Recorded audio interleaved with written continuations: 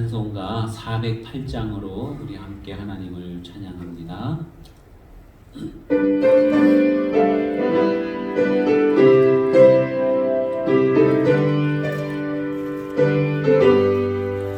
나 어느 곳에 있든지는 마음이 편하라. 주 예수 주신 평안함 늘 충만하로다. 나의 마음속이 늘 평안해. 나의 마음속이 늘 평안해. 악한 대파도가 많으나 마음이 늘 평안해. 내 맘에 솟는 영생수 한없이 흐르니 목마른 맛이 없으며 늘 평안하로다. 나의 마음속이 늘 평안해. 나의 마음속이 늘 평안해.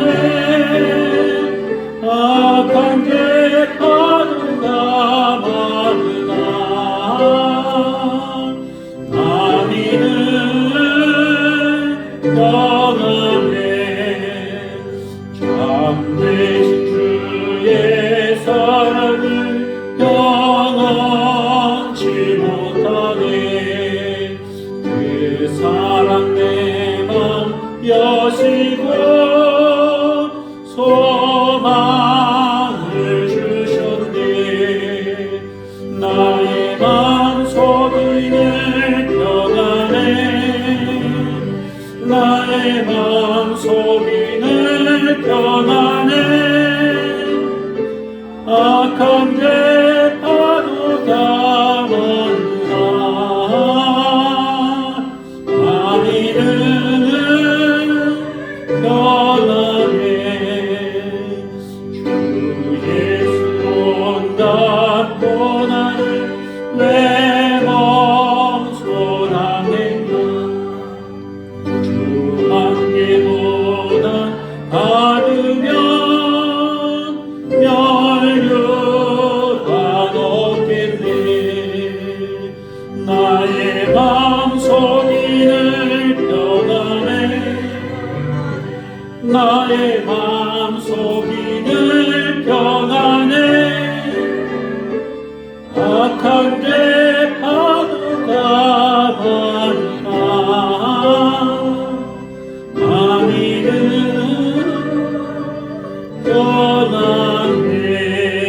평안해. 아멘. 할렐루야. 우리 하나님께서 베풀어 주시는 축복이 여러분에게 가득하기를 축원합니다. 언제나 복된 삶을 사시기를 축원합니다. 오늘은 예수님 오심을 기다리는 그 절기 대강절 혹은 대림절이라고도 하는 그 절기의 첫 주일입니다. 오늘부터 성탄절까지 우리 예수님 오심을 기다리는 그러한 마음을 가지고 신앙생활 하시기를 바랍니다. 우리 주님이 오시면 주님을 맞이하기 위해서 꽃단장도 하고 또 목욕제계도 하고 그런 것도 중요하지만 무엇보다도 우리의 마음의 단장, 우리의 삶의 단장을 많이 해야 될 줄로 믿습니다. 주님이 오셨을 때 주님을 보고 또 주님을 기쁜 마음으로 뵐 수 있도록 그렇게 준비하는 것이 참 중요하겠지요. 예수님이 오셨을 때에 어떤 사람들은 이분이야말로 정말 하나님의 아들이시구나 이렇게 알아보는 사람들이 있었습니다. 그런데 예수님이 오셨을 때에 전혀 그것을 알지 못하는 그러한 사람들도 많이 있었다는 거예요. 여러분, 어떤 사람이 하나님이 오셨을 때 하나님을 볼 수 있을까요? 하나님의 음성을 듣고 하나님의 뜻을 또한 발견할 수가 있을까요? 오늘 성경 말씀에 보면 그렇게 말씀하고 있습니다. 마음이 청결한 자는 복이 있나니 그들이 하나님을 볼 것이니요. 우리 주님께서 이 땅에 오셨을 때에 주님을 볼 수 있는 사람은 다른 사람이 아닌 마음이 청결한 사람이라 이렇게 말씀하고 있어요. 오래전에 미국에서 아폴로 15호를 달로 보냈습니다. 거기에 어윈 대령이 이제 우주인으로 그 아폴로 15호를 타고 달나라에 갔어요. 그리고 달에 착륙을 하고 달에서 이렇게 거닐었습니다. 그리고는 돌아왔어요. 그분이 달에서 지구를 내려다보면서 오 할렐루야, 정말로 이 지구가 이렇게 아름답고 우주가 이렇게 아름답구나, 이거야말로 하나님의 솜씨구나, 그 우주에서 하나님이 계신 것을 발견하고 하나님께 영광을 돌립니다. 그리고는 후에 여러 곳으로 다니면서 강연을 하는데 우주 어디에서나 하나님을 느낄 수가 있고 하나님의 솜씨를 볼 수 있었습니다 하고 이렇게 고백을 해요.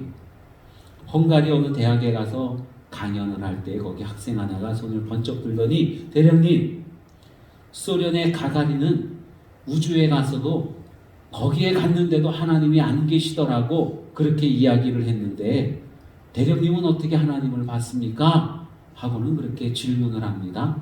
그때 어윈 대령이 말하기를 마음이 청결한 사람은 하나님을 볼 수 있습니다 하고 그렇게 이야기를 해요.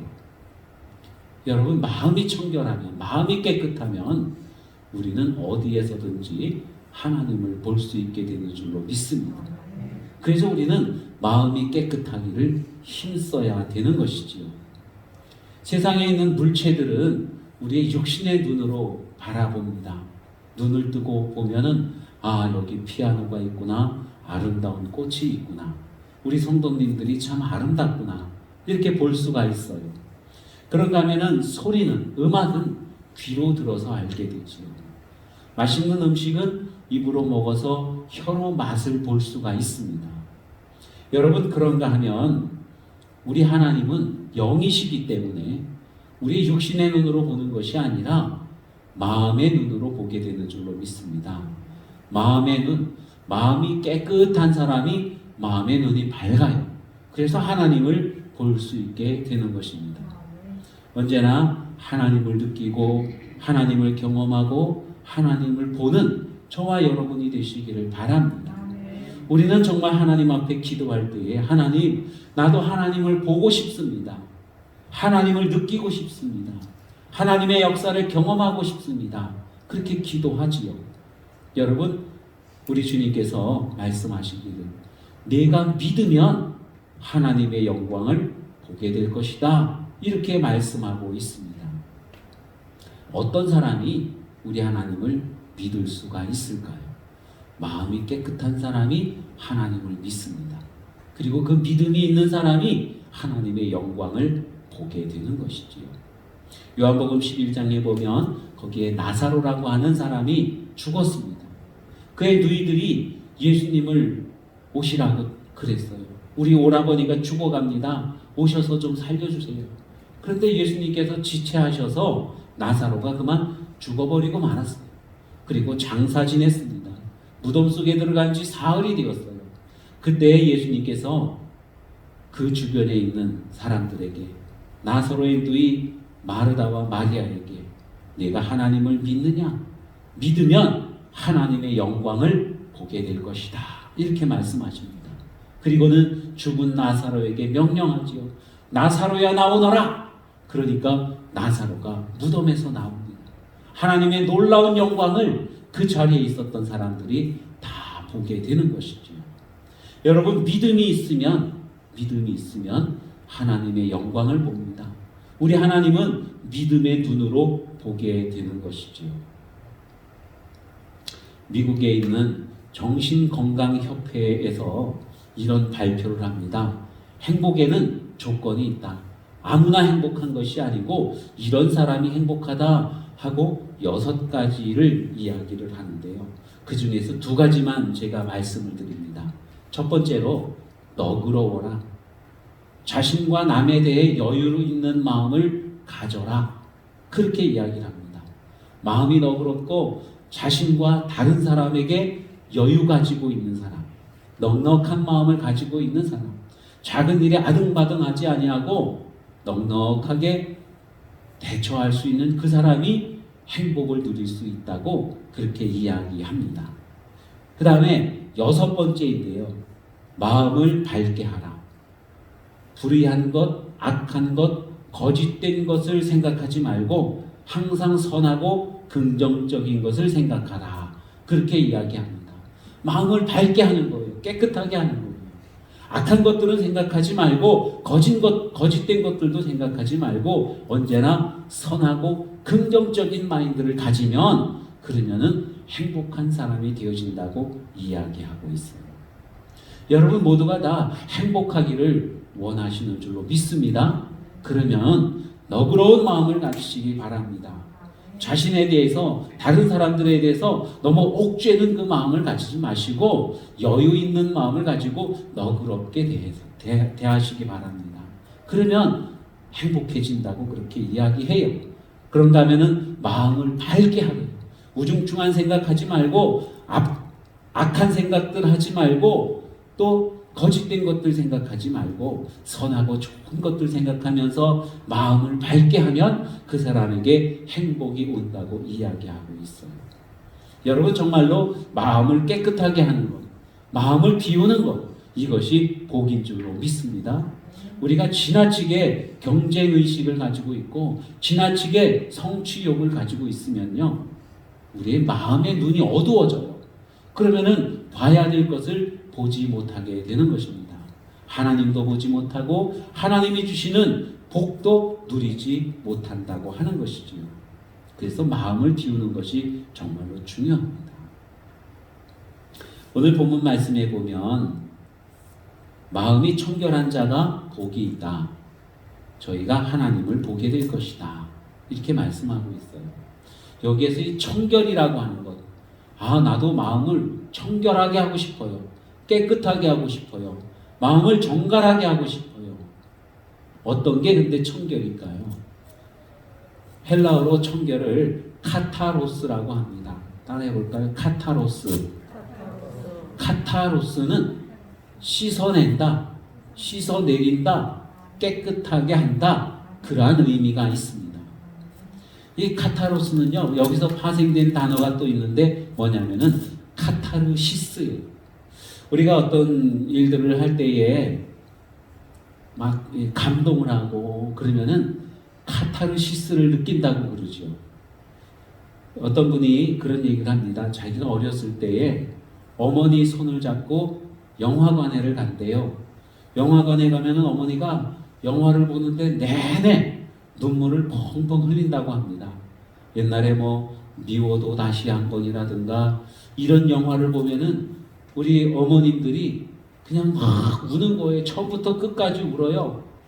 슬퍼서 우는 건지 마음이 아파 우는 건지 어쨌든지 하여튼 울어요. 본인 생각을 하면서 우는 것 같기도 하고 그냥 감정에 복받쳐 우는 것 같기도 하고 처음부터 끝까지 그렇게 펑펑 울기만 하다가 나옵니다. 나오면서 하는 말씀이 아유 속이 시원하다 이런데요. 한참 울고 나니까 속이 후련한 거예요. 여러분 이렇게 속이 후련한 것을 바로 카타르시스라고 합니다. 왜냐하면은 내 속에 있던 어떤 앙금들, 때묻은 것들, 내 마음을 옥죄고 있던 이런 모든 것들을 그냥 눈물을 흘리면서 다 씻어내렸다는 거예요. 씻어내렸어요. 그래서 속이 후련한 것입니다. 그와 같이 이 카타르시스라고 하는 것은 우리 마음에 있는 어떤 때나 어떤 오물이나 흐려진 모든 것들, 죄악된 것들을 깨끗하게 씻어내려진 그 상태를 의미해요. 그 상태에 있는 사람이 복이 있대요. 그러면 그 사람은 하나님을 보게 된다고 그렇게 말씀하고 있는 것입니다. 여러분이 카타로스라고 하는 말은요, 마음속에 숨겨진 것이 없는 것을 의미해요. 음흉하게 겉으로는 웃으면서 속에 독을 품는다든가 칭찬을 하면서 속으로는 비웃는다든가 이런 게 없고 또 악한 마음이나 지저분한 생각이 없고 순수한 마음을 가진 그 상태, 이것을 바로 카타로스라고 하는 것입니다. 여기에는 또한 여러분 표리부동하지 않다는 의미도 있어요. 표리부동이 뭐예요? 겉과 속이 다르다는 거거든요. 이런 것이 없는 그저 순수한 하나의 마음, 이것을 의미하기도 합니다. 여러분 그러한 마음이 있는 사람은 참 마음이 자유로워요. 걸끄러운 게 없다는 것입니다. 여러분이 청결이란 말이 구약에는 28번 정도가 나와요. 하나님 앞에 가서 제사 드리는데 이 제사가 연락되기 위해서는 제사를 드리는 그 사람이 정결해야 됩니다. 즉 하나님 앞에 나가는 데는 정결해야 된다는 거예요. 깨끗해야 된다는 것이지요. 그래서 목욕제기를 하고 손과 발을 깨끗이 씻고 머리를 다듬고 그리고 하나님 앞에 나가는 것입니다. 이 정결이라고 하는 것은 마음이 순수한 것을 의미해요. 마치 오물이 묻은 그 옷이 깨끗하게 세탁된 것처럼 여러분 옷에 지저분한 게 묻으면 어떻게 해요? 비누를 칠하고 물에 빨고 그래도 또 마음에 안 들면은 그 삶고 그리고 방망이로 두드리고 그리고 물에다가 깨끗한 물에 헹굴 때에 이 옷이 깨끗해지지 않습니까? 이거와 마찬가지로 순수한 것은 때가 묻지 아니한 아주 순수한 그 상태, 이것을 바로 청결이라고 말하는 거예요. 여러분 순수한 것에는 여러 가지가 있지 않습니까? 순금, 그죠? 또 이제 알곡도 있어요. 알곡. 제가 지난번에 아버님 댁에 가서 들깨를 떨고 왔는데요. 그 들깨를 떨을 때 막 떨면은 거기에 들깨알도 떨어지고 껍질도 떨어지고 들깨에는 여러분 벌레가 되게 많아요. 기어다니는 거, 날아다니는 거, 꾸물거리는 거 이런 벌레들이 엄청 많거든요. 그게 그냥 큰 군데 이렇게 모여 있습니다. 그럼 그것을 다 그냥 거두냐? 그렇지가 않지요. 이것을 걷어서 햇빛에 잘 말리면은 벌레들 다 없어지고 또 키로 까부르고 그러면은 지저분한 것들이 다 없어지고 순수한 들깨 알곡만 남게 되는 거예요. 바로 이 순수하게 알곡만 있는 그 상태를 정결이라고 그렇게 표현하고 있는 것입니다. 여러분 우리 예수님께서는 어린아이들의 마음이 순수하다고 그렇게 표현을 하셔요. 그래서 누구든지 어린아이와 같지 아니하면 아버지의 나라에 갈 사람이 없다 그렇게 말씀합니다. 아버지의 나라에 갈 수 있는 사람, 아버지 집에 갈 수 있는 사람은 어떤 사람이에요? 마음이 깨끗하고 순수한 사람이라고 주님이 그렇게 말씀하고 있는 거예요. 진실로 너희에게 이르노니 너희가 돌이켜 어린아이들과 같이 되지 아니하면 결단코 천국에 들어가지 못하리라 이렇게 말씀하고 있습니다. 여러분 언제나 순수한 마음을 가지고 살아가는 저와 여러분 되시기를 바랍니다. 여러분은 어떤 것 같아요? 스스로가 볼 때에 가슴에 손을 탁 얹어보고 한번 생각해 보시기 바랍니다. 나는 과연 마음이 순수한가? 아니면은 내가 두 마음을 품고 있나? 여러분 순수한 마음을 갖는다는 건 정말 중요해요. 우리 주님 앞에 예물을 드릴 때도 순수한 마음으로 예물을 드려야 되는 거예요. 우리 주님 앞에 봉사하고 헌신할 때도 순수한 마음으로 봉사하고 헌신해야 된다는 거예요. 예를 들어서 내가 정말로 주님 전에 나와서 청소를 열심히 하고 있는데 순수한 마음이라고 한다면 어떻겠습니까? 순수한 마음은요 그냥 예배당이 깨끗해지는 게 좋은 거예요. 왜? 여기에서 하나님을 만날 것이기 때문에. 그 순수한 마음인 거예요. 그리고 성도들이 와서 예배 드릴 때에 쾌적하니까 아 정말로 기분이 좋구나 이렇게 하나님 앞에 집중해 예배 드릴 수 있는 것, 여러분 이런 마음을 갖는 게 순수한 마음이거든요. 그런데 순수하지 못한 마음은 어떤 마음이 있을까요? 내가 와서 청소를 하고 그리고 다른 사람들은 안 했으니까 나만 훌륭한 사람이지, 그죠? 또 내가 이렇게 나만 혼자 와서 청소하니까 사람들이 볼 때 나를 칭찬하겠지. 이거는 순수한 마음이에요, 아니에요? 그 순수한 마음이 아닌 거예요. 하나님께 찬양을 드릴 때도 마찬가지고 예물을 드릴 때도 마찬가지고 하나님 앞에 봉사할 때도 마찬가지라는 것입니다. 하나님 앞에서의 일뿐만이 아니라 우리 살아가면서 모든 일들이요 순수한 목적과 순수한 동기를 가지고 그 일을 해야 그래야 하나님께서 기뻐하신다는 거예요. 요즘은 정치가 얼마나 많이 시끄러운지 몰라요. 여러분, 정치인들이 처음에 어떤 마음을 가지겠습니까? 내가 정치인이 돼가지고 권세를 부리고 돈도 많이 벌고 사람들 위해 군림해야지, 이런 마음을 가질까요? 처음에는 그렇지 않아요. 처음에는 보면은 다 내가 섬겨야지, 정말 사회 발전을 위해서, 국가의 안전을 위해서 내가 헌신하는 사람이 돼야지, 그 마음을 가지고 정치에 입문을 하게 되는데요. 거기서 오염이 됩니다. 그러면서 어떤 그 사회의 안정과 평안, 백성들의 어떤 기쁨과 행복, 하나님께 영광, 이런 것은 온데간데 없고 자기의 욕심이 자꾸만 생기는 거예요. 정결하지 못하다는 겁니다. 순수하지 못하다는 거예요. 그것 때문에 여러 가지 이런 그 불합리한 일들, 부조리한 일들, 이런 일들이 나타나게 되는 것이죠. 우리는 순수함을 잃어버려서는 아니 될 것입니다. 여러분, 또한 청결이라고 하는 것은요, 정의로운 마음을 의미하기도 합니다. 정의로운 마음. 불의를 보면은 참지 못하고 정의를 실현하고자 하는 그 마음, 이게 청결이라고 하는 거예요. 어떤 사람이 여러분 이 정의롭고 그렇지 못한 것을 분별할 수가 있을까요? 우리 인간은 이미 연약해져 있어요. 죄로 물들어져 있어요. 그래서 우리 마음으로, 우리의 생각으로, 우리의 눈으로 올바른 길을 판단할 수가 없습니다. 정말로 정의로운 마음, 정의로운 사람이 되기 위해서는 하나님의 말씀을 기준으로 해야 된다는 거예요. 하나님의 말씀을 기준으로 해서 모든 것들을 판단을 할 때에 그때 정의로운 판단을 할 수 있고, 말씀을 기준해서 살아갈 때 그 사람이 정의를 실현할 수가 있게 되는 것입니다. 우리가 위정자들을 위해서 기도하라고 하는 이유도 거기에 있어요. 위정자들이 여러 가지 어떤 포부가 있고 뜻이 있고 의미가 있겠지만은 무엇보다도 하나님의 말씀의 기준에서, 하나님의 말씀에 입각해서 여러분 나라를 이끌어가는 지도자들이 되도록 그렇게 우리는 기도해야 될 것입니다.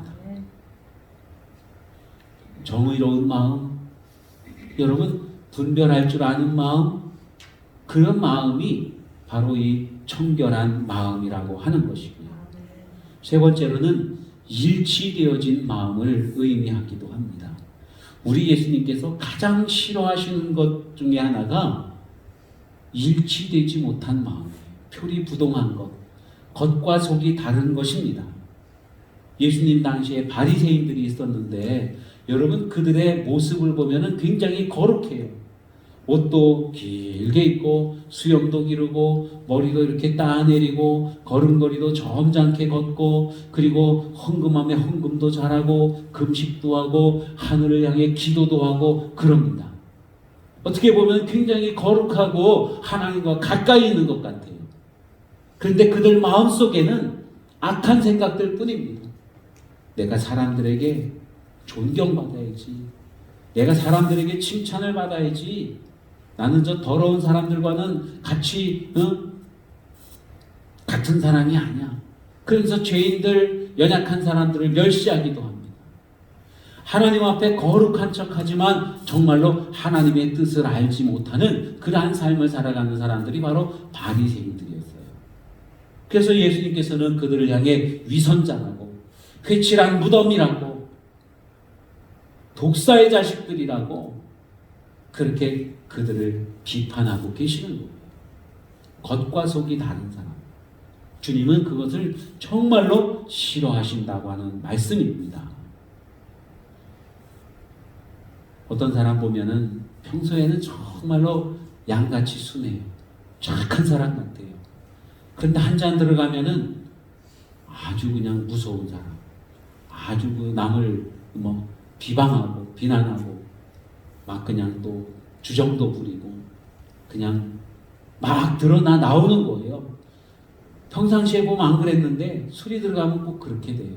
어떤 게 진실인지 몰라요. 그 마음속에는 어떤 마음이 들어있는지 알 수가 없는 거예요.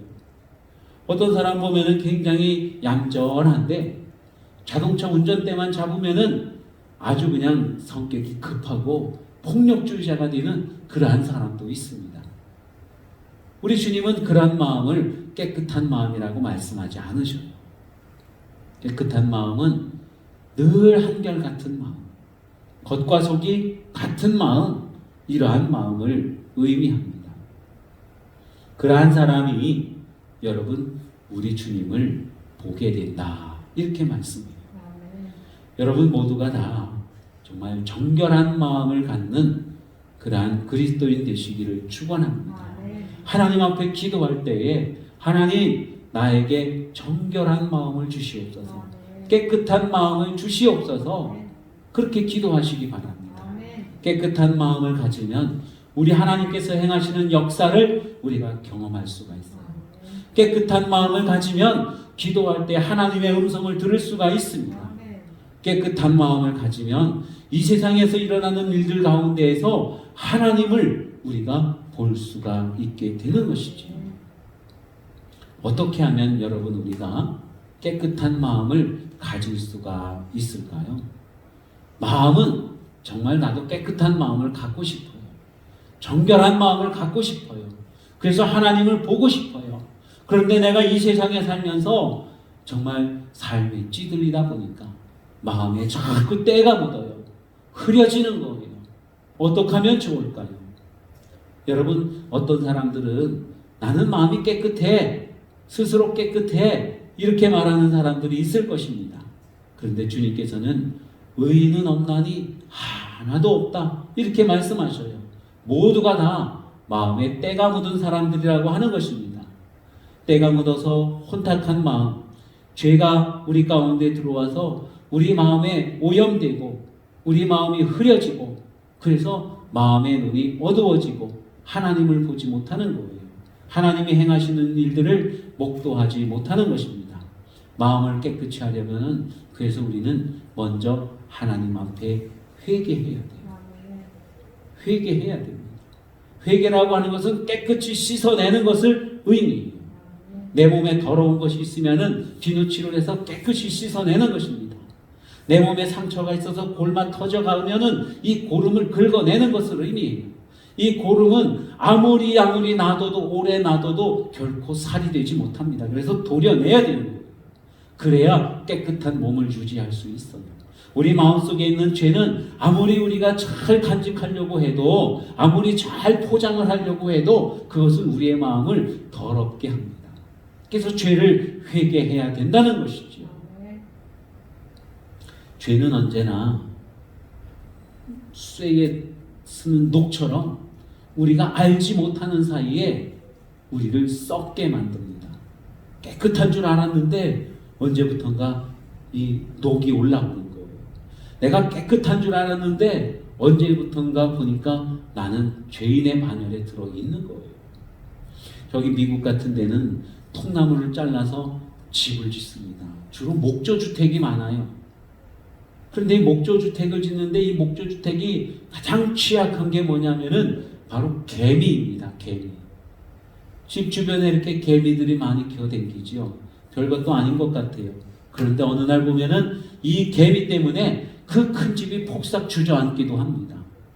개미가 나무를 뚫고 들어가서 그 안에 집을 짓고 속이 썩어 들어가는 거예요. 겉에는 멀쩡합니다. 페인트 칠을 잘 해갖고 깨끗한 새 집 같은데 어느 날 보니까 속이 다 썩어서 그냥 내려앉는 거예요. 죄는 그와 같아요. 우리가 아무것도 아닌 것 같은데 별것도 아닌 것 같은데 그냥 무심코 지나갔는데 어느 날 보니까 내가 큰 죄에 빠져 있는 거예요. 내 인생이 무너져 내리는 거예요. 여러분, 우리는 그래서 이 죄를 해결을 해야 된다고 하는 말씀입니다. 죄를 해결하기 위해서 우리는 하나님 앞에 회개기도 하는 것이죠. 예수 그리스도의 보혈이 우리를 깨끗하게 해주시는 줄로 믿으시기를 바랍니다. 우리가 그리스도 안에서 그의 은혜의 풍성함을 따라 그의 피로 말미암아 구속 곧 죄 사함을 받았으니 우리 주님께서 말씀합니다. 예수님의 보혈이 우리의 죄를 깨끗하게 씻어주신다고 말씀하고 있어요. 그래서 우리는 날마다 주님 앞에 기도하면서 하나님 나의 죄를 용서하여 주시옵소서. 내가 모르는 죄도 있어요. 그것도 다 용서해 주시옵소서. 아는 죄가 있어요. 그것도 용서해 주시옵소서. 어쩔 수 없이 지은 죄가 있어요. 그것도 용서해 주세요. 내가 고의로 지은 죄 그거 용서해 주세요. 늘 주님 앞에 회개 기도하면서 우리를 깨끗하게 해야 된다는 것입니다. 제가 안경을 얼마 전에 맞췄어요. 이 안경은 이 돋보기예요, 돋보기. 근데 쓰고 다니다 보면은 자꾸 여기가 뭘 묻습니다. 묻으면 어떻게 해야 돼요? 묻으면은 벗어서 안경 닦는 걸로 이렇게 닦아요. 또 묻어요. 그럼 또 닦아요. 좀 여러 번 닦다 보면은 닦아도 잘 안 지워져요. 그럼 이제 또 물에다 넣고 세제를 해서 또 닦아갖고 또 씁니다. 여러분 이렇게 자꾸 씻어야 돼요. 안 씻으면은 안 보이는 거예요. 우리의 마음도 씻어내려야 된다는 것입니다. 무엇으로? 예수 그리스도의 보혈로. 회개하면서 깨끗하게 씻어내릴 때 우리의 마음이 청결해진다고 하는 말씀이고요. 여러분 또한 우리의 마음이 정결하기 위해서는, 청결하기 위해서는요, 내 마음속에 주님을 모셔야 된다는 거예요. 주님이 내 안에 오셔서 주인이 되어 주실 때에 우리는 청결함을 유지할 수가 있는 것입니다. 누가복음 11장에 보면 더러운 귀신 이야기가 나오는데요. 어떤 사람이 집을 깨끗하게 소재를 했어요. 귀신이 쫓겨나간 거예요. 이 귀신이 두루두루 댕기다가 갈 데가 없어요. 자기 옛날 있던 그 집에 돌아와 보니까 깨끗이 정리가 되어 있거든요. 그러니까 자기 친구들까지 데리고 와서 거기서 또 더불어 있는 거예요.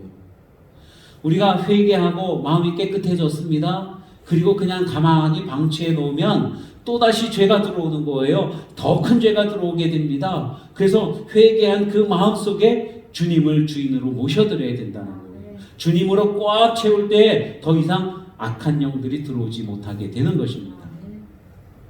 우리 어떤 마을에 가면은 큰 고목이 있어요. 그 수령 600년 느티나무들이 이렇게 있는데 그럼 그 나무가 오래됐기 때문에 아주 이렇게 굵고 튼튼하게 있는 게 아니라 완전 고목이 되어서 쓰러져 갑니다. 오래전에 옛날에는 보면은 그런 나무들이 가운데 구멍이 뻥 뚫리기도 하고 이렇게 부분이 막 썩어 들어가거든요. 요즘은 그런 나무들을 썩은 부분들을 다 이렇게 긁어냅니다. 도려내고 거기에다가 약품을 바르고 시멘트 같은 걸로 꽉 채워놔요. 더 이상 썩지 못하게. 더 이상 거기에 벌레도 들어가지 못하게 꽉 채워 넣는 거예요. 그러면 그 나무가 건강한 채로 오래 갈 수가 있습니다. 그와 마찬가지로 우리의 마음을 깨끗이 했으면은 이제 그 깨끗한 마음 속에 주님을 주인으로 모셔 드리는 거예요. 그러면 내 마음이 늘 깨끗하게 유지되어질 수 있는 것입니다.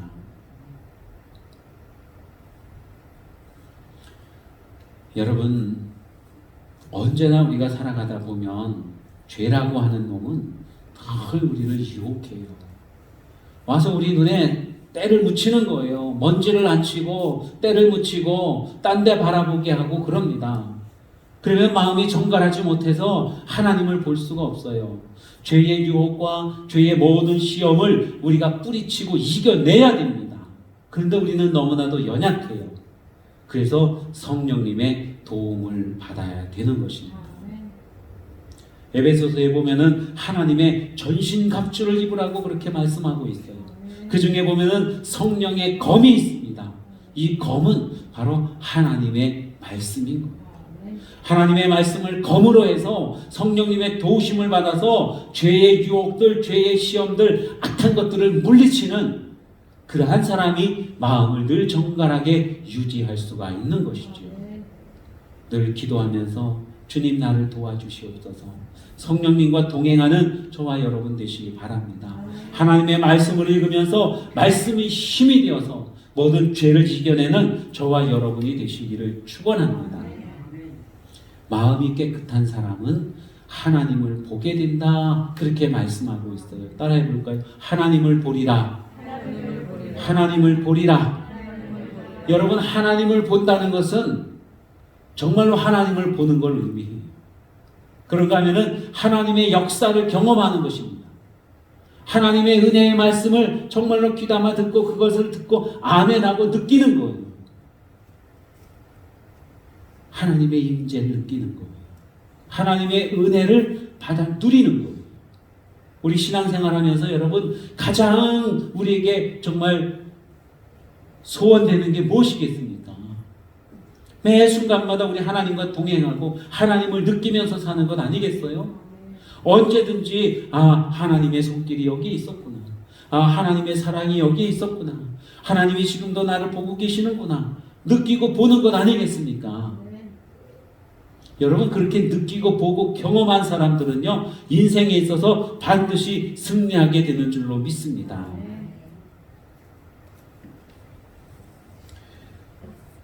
아브라함은 하나님을 만난 뒤에 하나님께서 그에게 복의 근원이 되라 이렇게 말씀하셨습니다.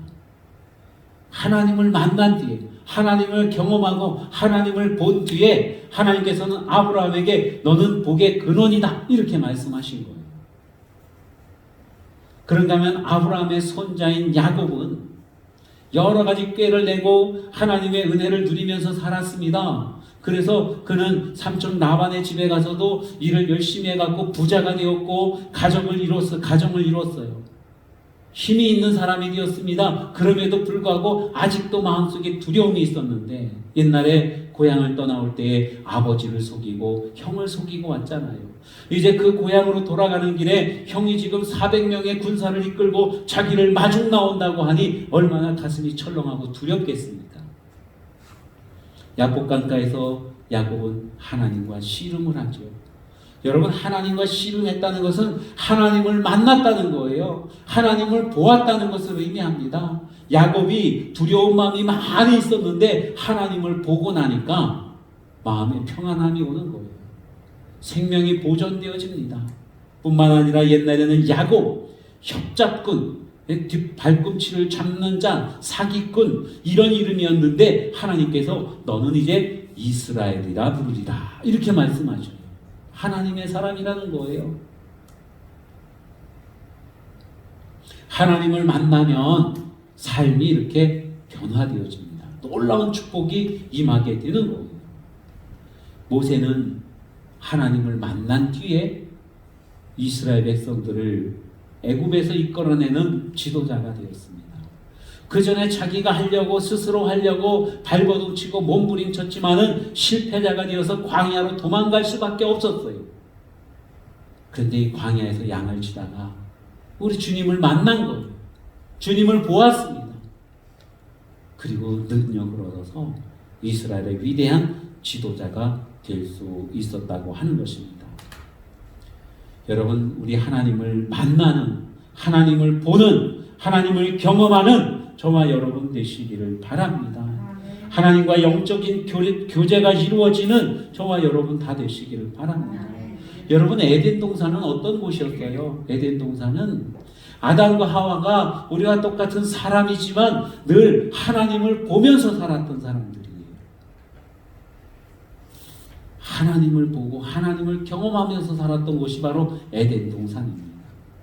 우리가 하나님을 보고 하나님을 경험하게 되면 그것이 바로 천국이고 그것이 바로 낙원이 된다는 거예요. 하나님을 만나게 되면 우리의 인생의 의미를 알게 됩니다.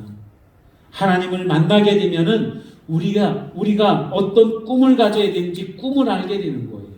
하나님을 만나게 되면은 진정한 평안을 얻게 되는 것입니다. 하나님을 만나게 되면은 내 인생이 정말 무엇을 해야 되는지 분명한 목표가 주어지게 되는 것입니다. 그래서 하나님을 만나는 게 참 중요해요. 누가 하나님을 만나요? 마음이 깨끗한 사람이 하나님을 만나게 됩니다. 여호와의 산에 오를 자 누구며 그의 거룩한 곳에 설 자가 누구인가? 곧 손이 깨끗하며 마음에 청결하며 뜻을 허탄한 데 두지 아니하며 거짓 맹세하지 아니하는 자로다. 하나님의 산에 오를 사람은 바로 마음이 청결한 사람이라고 그래요. 마음의 정결을 사모하는 자의 입술에는 덕이 있으므로 임금이 그의 친구가 되느니라. 마음이 정결한 사람은요 임금과 친구가 된대요. 마음이 깨끗한 사람은 하나님의 벗이 되어지는 것입니다.